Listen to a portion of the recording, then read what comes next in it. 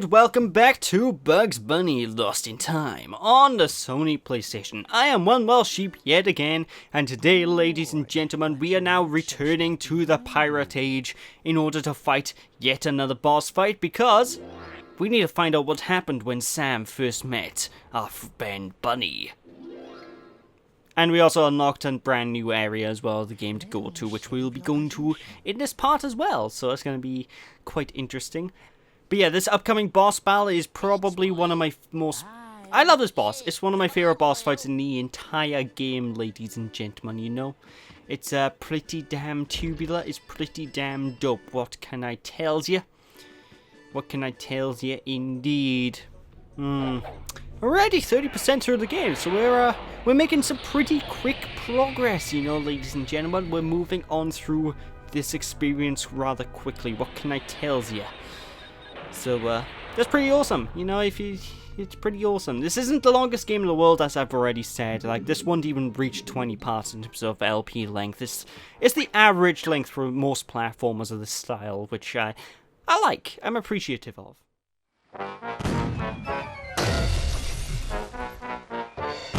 Come back here, you mangy mutineering rabbit!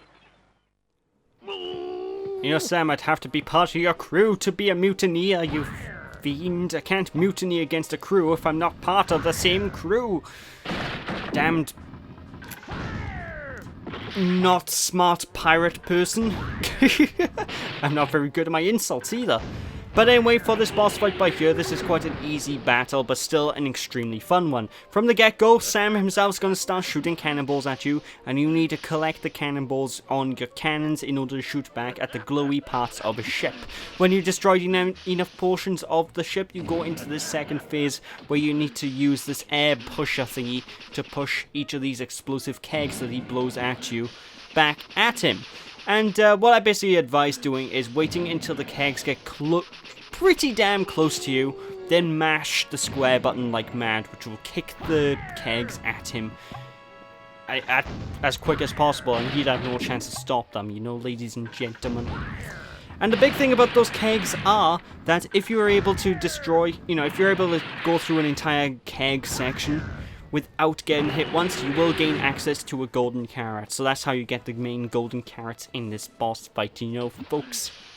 And I'm pretty certain this is actually a reference. This entire boss fight is basically built off of another Looney Tunes cartoon. I couldn't remember properly because it's been so many years since I've watched Looney Tunes properly, but I'm pretty sure this is all based off of a Looney Tunes cartoon in particular. In fact, I would say that almost every level of this game, if not every level of this game, is based off a Looney Tunes cartoon in some way, shape, or form. I mean, obviously there's a Rabbit and Duck season, which is the most famous Looney Tunes cartoon out there, so obviously that's based off a cartoon, but... you know. But anyway, just keep at it until his boat is down and out, and there it is. Yo-ho, fiddle-dee-dee! A pirate's life is a life for me. I am a pirate, yar! Arr, that scurvy Yosemite scam! Yosemite scam? Oh, Jesus! Yosemite Sam scallywag! Arr! I don't know why, I got scallywag and Sam mixed up, so it's just like scam. I'm like, oops. Me bad, me bad.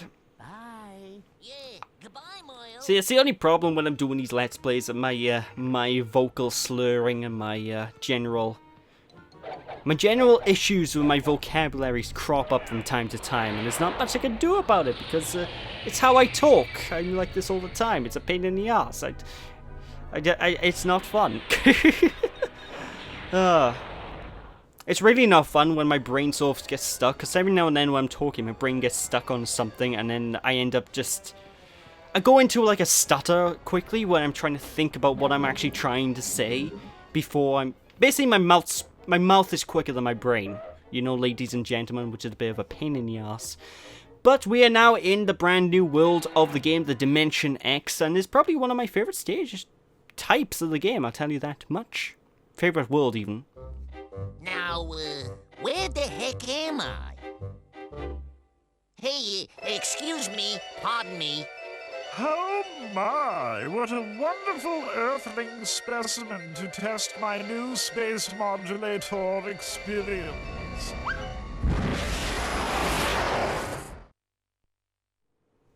You know, actually, now that I think about it, me saying that this is one of my favorite worlds of the game is actually pretty damn redundant, all things considered, just because I pretty much like every single world in the game, so there's no real point in me saying I like this world, because I like them all. I mean, apart from 1 or 2 levels, which I'm not too fond of, I like this game. I like this game a lot. However, this is one of those levels where I'm not actually too fond of, because that down there that I'm going to right now, this is Trash Compactor. This stage is really, really punishing at certain points if you make certain mistakes, because no matter how far into the stage you get, there's always a chance that you will be sent to the very beginning and will have to redo the entire thing again, no matter what checkpoints you get hold of, which is a bit of a pain in the ass, and for that reason alone, this stage can be a bit tricky and a bit more annoying to go through. Outside of that one quirk, however, I like the level design of the stage. I always like these Dimension X stages. Always confuses me about the architectural.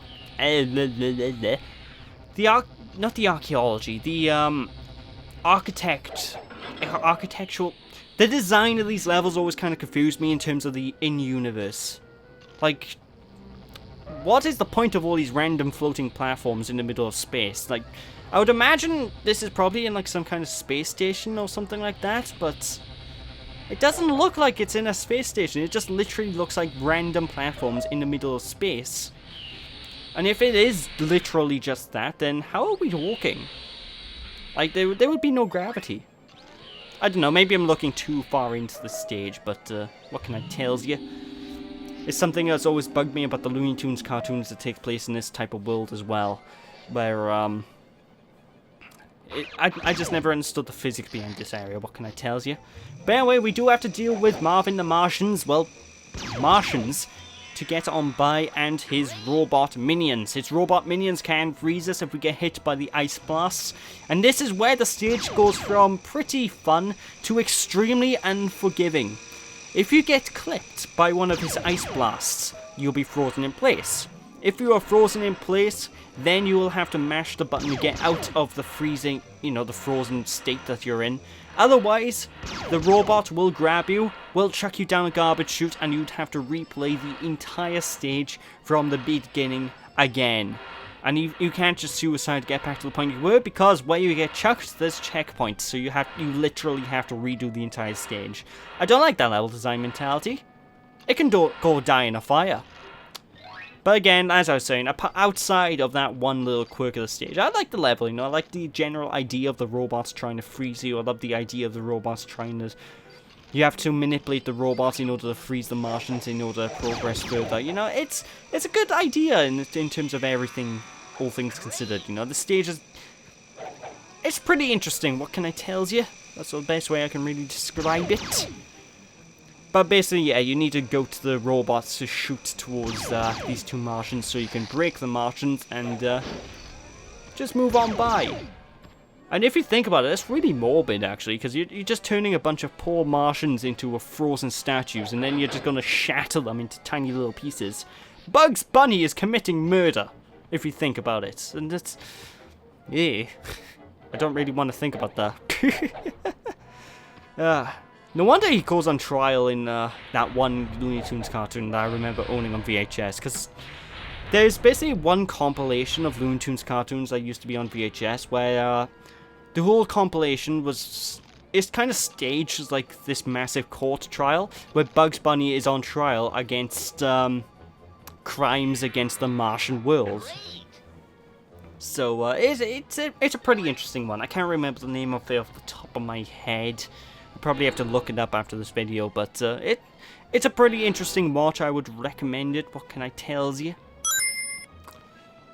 But yeah, one of the things that does kind of not so much interest me, but kind of confuses me with this game, however, in particular, a lot of these clock symbols are literally just lying out in the open. I don't know, that it just feels weird to see them just lying out in the open, because usually clock symbols lying out in the open and collectibles lying out in the open, I should say, in these type of games, they're usually really rare to come by, and usually you have to complete a bunch of specified challenges to get through, but no, in this stage I just sort of randomly place a lot of clock symbols, which confuses me. What can I tell you? But anyway, that area is where we were at a second ago, so we could have quite easily skipped one of the clock symbols if we just skipped that that teleporter. Well, I say one of the clock symbols. We could have skipped two if we skipped that area because there was two clock symbols there. I can do math, yay! But yeah, this area by here is where the stage gets dickish in particular, because, like I said, if that robot catches you, you're going down the chute, and if you go down the garbage chute, you have to redo the entire stage from the beginning again. And it's not like you can avoid the robot, because you have to activate the robot, otherwise you are not able to actually progress any further, you know, ladies and gentlemen. So it can be a little bit of a pain in the ass. But the moment you land on that platform, in this platform that goes up, is the moment you're going to be safe, you know, ladies and gentlemen. So, you know, from this point onwards, we're safe. We don't have to worry about being sent back to the very beginning of the game, so, I dig it. Well, not the beginning of the game, beginning of the level. I can dig it. Can you dig it? Although I will be honest, the music in this particular world, I don't find it too fantastic, all things considered. I mean, it does its job, but it's just really generic sounding, you know, folks? And it's kind of strange how they managed to make this stage generic sounding in terms of music, because it's the space level. You would think that would be the most imaginative level. And in terms of level design, I would honestly say these are probably the most imaginative stages in the entire games in terms of just level design. And it's probably because the developers are free to do whatever they want. They're not constrained by time periods or constrained by trying to be realistic-ish, I guess. They can just go out of the way, and you know, it makes these levels a little bit better in the grand scheme of things in terms of level design at points. I say at points because some of the other stages are much better. But, you know, I'll that's all just semantics and whatnot at this point. What can I tell you? But seriously, collecting these golden carrots, Jesus Christ, there's 21 of them? I didn't realize there was that many golden carrots in this stage, my god. Collecting these golden carrots can be a little bit tricky as well, ladies and gentlemen, because you know, there's tons of them to collect during the course of the game, and they're very easy to miss. You'll be surprised how easy it is to miss these things. Like, even though during the course of this playthrough I just happened to come across them all and I never missed a single one out of pure luck, I know it is very easy to miss these golden carrots when you're playing through the game, and you know, it can be a little bit tricky. Especially in one particular stage, which I am going to be bitching and moaning at, because this is the worst stage in the entire game, but that's a bit later down the line. I know we have at least another 3 parts of fun. Because at this point I've edited the next 3 parts, so you know, I know that much. But, I digress. I don't see the point of that fan thing. It's not really much of a challenge. It's like, it sort of blows you away off the platform, but it doesn't really blow you off the platform, so it doesn't really affect you in the slightest. It's like the most useless obstacle in the entire stage. Look at this thing. It's just there. It just exists. But you do need to make use of the red button from time to time and turn it into a green button by jumping onto it, which will make a platform appear, and you do have a time limit to land on that platform. So if you're not very good at controlling the game, which you should be pretty good at controlling the game at this point because we are getting close to the halfway point, you may have a bit of troubles getting back to that platform and getting to this area without dying. You know, you may have troubles with that. But what can I tell you? Although I will be perfectly honest, these Space Dimension X levels are, without a single shred of doubt, probably some of the most treacherous stages in the game. Because the entire stages are built pretty much like obstacle courses, you know, there's not many chilled out moments. You have to worry at all times about doing stupid things, like getting crushed by those 2-ton mallet thingies. And if you get crushed by those 2-ton mallet thingies, like this one right here, then it's basically instant death, ladies and gentlemen, so you don't want to get crushed, take your time. I mean, you can try and speed through it if you want, but don't blame me if you get crushed. But wow! Oh, wow! You can use this remote console to control the robot! Oh boy! So yeah, we actually have a bit of a change of gameplay mechanics here, ladies and gentlemen. So if we press the square button, we can shoot our little NG blaster gun thingy, which isn't the most useful thing in the world. We press the X button to jump, and from time to time we can press the circle button to use elevators such as this. And I believe this is pretty much the only time in the course of the game we get to use this robot, so it's extremely underutilized, which is a bit of a shame, but our main goal by here is to move from point A to point B, shooting all of those giant turrets and avoiding obstacles, because we can fall off the face, well, not so much the face of the earth, but we can fall off the face of whatever this thing is by sheer accident if we don't know what we're doing, so it's a little bit tricky, what can I tell you? And we need to shoot other robots that come into view. It's a pretty fun side distraction. I always found this to be pretty damn cool in the grand scheme of things, you know, especially playing this as a kid. I always found it mind-boggling, and I was like, oh, I'm playing as a robot now, awesome! But it's a very easy to die. If you get hit twice, you're dead as a robot, and you do have to redo the entire sequence again, which is why I'm doing a bit of cutting out here and there. But once you've destroyed all of the turrets, then basically the electrical barrier blocking our pathway will dissipate, allowing us to progress through. Yay! Whoa, there's a bit of clipping there. A bit of clipping issues. I can't complain too much about stuff like that because it is a PlayStation 1 title, you know, and PlayStation 1 titles have been pretty much known to not age very well. I mean, this is early 3D platforming at its finest. Of course I say that, but Mario 64 has aged pretty damn well, so I don't know. Although I do find it kind of strange how both sides of this area by here both have clocks in, you know, I don't know, sometimes I find the clock placement to be pretty strange, like I wouldn't expect them to place the clocks so close to each other, but, you know, they do. I'm happy about that just because it makes progressing through the game a little bit easier, but I digress.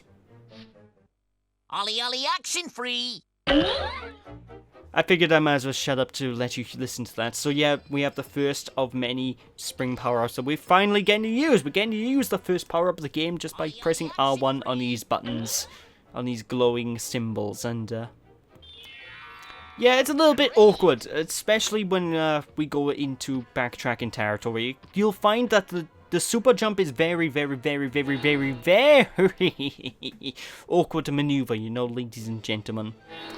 So it may catch you off guard when you try to use those things, but you know, it still works. It still works with the grand scheme of things.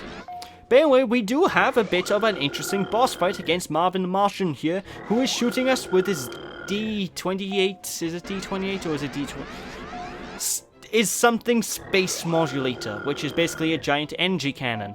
Whenever the green laser fires, you have to crouch by pressing a circle button to go underneath it. Whenever the red cannon laser beam thingy fires, you have to jump over it.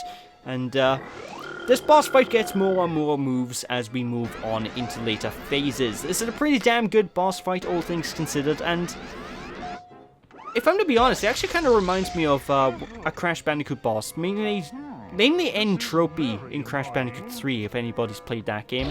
And if you haven't played that game, you should. It's a phenomenal game. Crash Bandicoot 3 is off the hook, yo. But, I don't know, this always reminds me of Entropy in that game for some reason. I think it might be the camera's perspective, because the camera's perspective in this boss fight is pretty much identical one-to-one with that boss fight in Crash 3. But, I digress. Anyway, whenever we get to the second phase onwards of the boss fight, like I said, he does gain more and more abilities, and he does get faster and faster and faster. And the ability he gets in this phase is the ability to shoot these blue NG orbs at the sides of the arena, which will electrify the floor. Obviously, if you stand on the electrified floor, it's going to hurt, so you don't want to do that, ladies and gentlemen. This is very annoying. I know. there's meant to be a shattering kaboom. But, poor Marvin the Martian impression is down and out. I have to be honest, I like this boss. It's pretty damn good. Now from this phase onwards, he's going to start shooting those energy pellets at you, where you basically need to just flat out dodge them. They're very easy to dodge, they're very telegraphed where they go, and they are extremely slow projectiles, so, you know, you don't have to worry too much, and even if you die, you don't have to worry too much, because just like with previous boss fights, whenever you die in this boss fight, you don't really... There's no penalty for death, you know, when you die, you just continue onwards as if nothing happened, you know, ladies and gentlemen. Which some people would say is to the game's negativity. It's not too... It isn't good for this type of game, which I kind of agree and I kind of disagree, because some of these boss fights can be a little bit tricky to get hold of, and you will find yourself getting clipped by them all the time, you know, ladies and gentlemen. So I do kind of appreciate the lack of difficulty in these boss battles, what can I say? That and the fact I'm a scrub. I'm not the most good gamer in the world, you know, I'm not very good at gaming. I mean, sometimes I play games and I'm good at them, but they're very few and far between. Not every game can be a Sonic the Hedgehog game where I'm not insanely good at, but I like to think I can hold my own. Like, have you ever seen me play any Mega Man game outside the original Mega Man title? I'm terrible at them. Well, to be fair, Mega Man's a hard game series in and of themselves, so that's probably a bad example, but I digress. Anyway, after you whack Marvin the Marshal's arse enough times, he's going to escape, allowing us to collect a plethora of golden clocks. They're not golden. Why do I keep saying golden? A plethora of clocks in the area, so, you know, I dig this, you know, you get a good reward for a pretty lengthy and a pretty challenging boss fight, which I do appreciate. And I like that stage, you know, it's a pretty fun one, all things considered. The only problem, like I said, is the issue is if you get clipped by one of those robots earlier down the line. Which I didn't show off, and I didn't really want to show off, because I would have extended my level time by about 5 to 10 minutes at the very least. So... yeah, I didn't want to show off getting caught by the robots, but just rest assured, if the robot catches you, then you're gonna have to redo the stage, and just assure you that much. But anyway, I digress. With that is it for this part, so thank you all for watching, ladies and gentlemen. Hope you all enjoyed. Don't be sheepish, people. And when we return next time, we will actually be tackling one of my favourite stages in the game, which involves motor vehicles. Oh boy, I hope you're all interested in that. So, thank you all for watching. Hope you all enjoyed. Don't be sheepish. I'll catch you all then. Bye!